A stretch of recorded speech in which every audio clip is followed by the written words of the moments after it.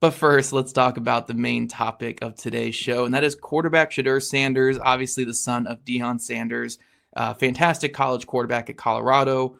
These past 2 seasons before that, I think it was Jackson State. I think it was Yep. Jackson State that he was there. He was pretty much seen as the consensus QB2 coming into this draft, maybe QB1 even for some people. But it appears as this draft fatigue has set in and the draft process has gone the way that it goes, there is some real talk of him maybe sliding down the board a little bit, maybe into the teens where the Colts would be picking. So with the Colts quarterback room, what it is, where there is a lot of uncertainty and there's a lot of question marks, could Sanders be a guy that the Colts consider at 14? Jake, you wrote an article on this for horseshoehuddle.com today, just exploring the idea. So you can open up with your thoughts on this potential dilemma that could come on draft day. Yeah, so to Zach's credit, this was my idea. And I'm not necessarily advocating for this, but I am advocating for us knowing all the possibilities because he could be a player on the board at 14 that the Colts have to choose from.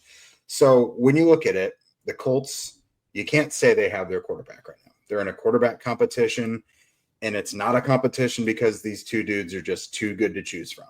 It's because they have hope in Anthony Richardson, and they want to get him. They want to leave no doubt going into the season that he's their guy if he wins. Otherwise, they like what Daniel Jones has to offer, and they don't have to change the playbook drastically. So it's not like they've got an embarrassment of riches there. So you got to keep those options open all the time until you have a quarterback. For sure, you don't have one, essentially, in the NFL. So you look at Sanders, and you look at what he might offer a team like the Colts, and you look at what they already have. Anthony Richardson, it's such wild peaks and valleys, really low lows with some incredible highs that you really don't see anywhere else. And with Jones, you just get like playable at the best. Like he can play some good football. Like he's never going to give you those radical highs that Anthony is. But when you look at Sanders, you see a good, solid quarterback who's not going to give you that enormous variance. Like he's going to raise the floor.